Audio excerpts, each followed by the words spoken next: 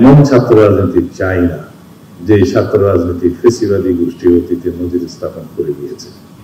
অভিনন্দন জানাই যারা ডাকসু নির্বাচনে জয়ী হয়েছে তাদের। এটাই গণতন্ত্রের রীতি।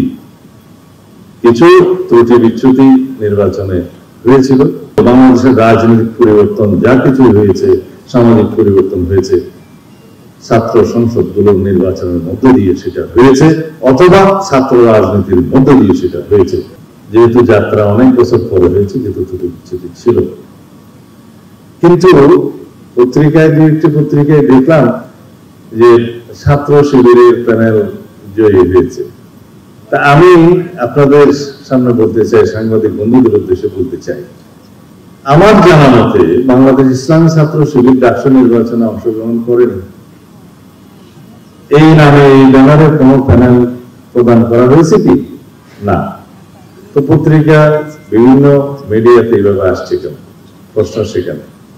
আমরা বাংলাদেশ জাতীয়তাবাদী ছাত্র দল ব্যানারে দলীয় নামে ঘোষণা দিয়ে আমরা নির্বাচনে অংশগ্রহণ করেছি, আমাদের ছাত্র অংশগ্রহণ করেছে।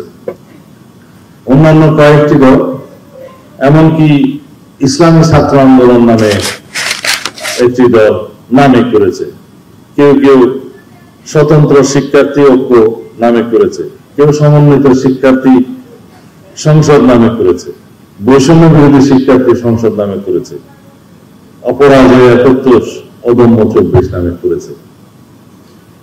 কিন্তু যারা স্বনামে ছাত্র সংসদ নির্বাচনে অংশগ্রহণ করতে চায়নি, তার একটা উদ্দেশ্য তো অবশ্যই আছে। যারা আজকে জয়ী হয়েছে তাদের দেখলাম প্যানেলটা ছিল ঐক্যবদ্ধ শিক্ষার্থী জোট।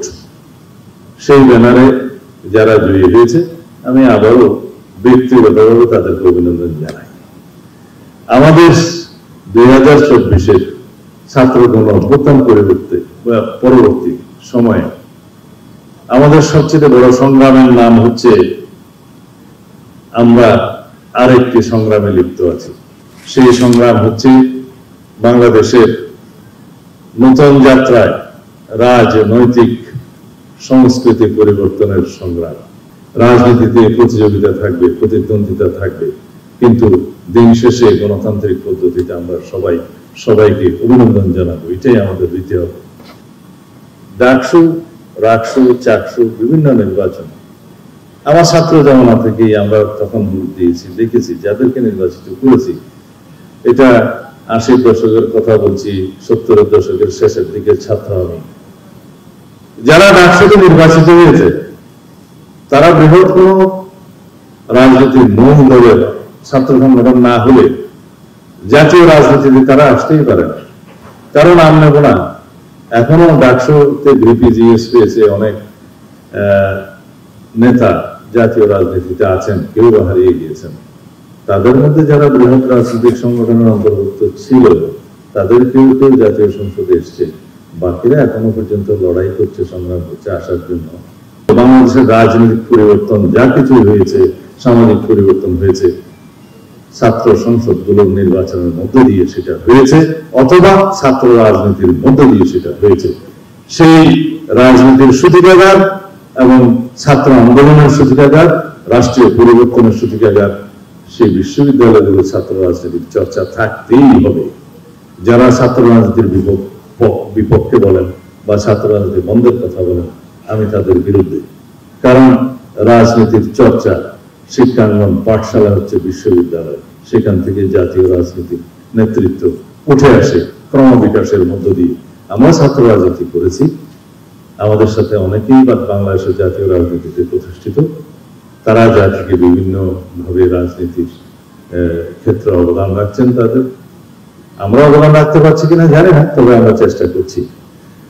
তবে রাজনীতির শিক্ষা শুরু হতে হবে ছাত্র রাজনীতি দিয়ে। তবে এমন ছাত্র রাজনীতি চাই না যে ছাত্র রাজনীতি ফেসিবাদী গোষ্ঠী অতীতে নজির স্থাপন করে গিয়েছে।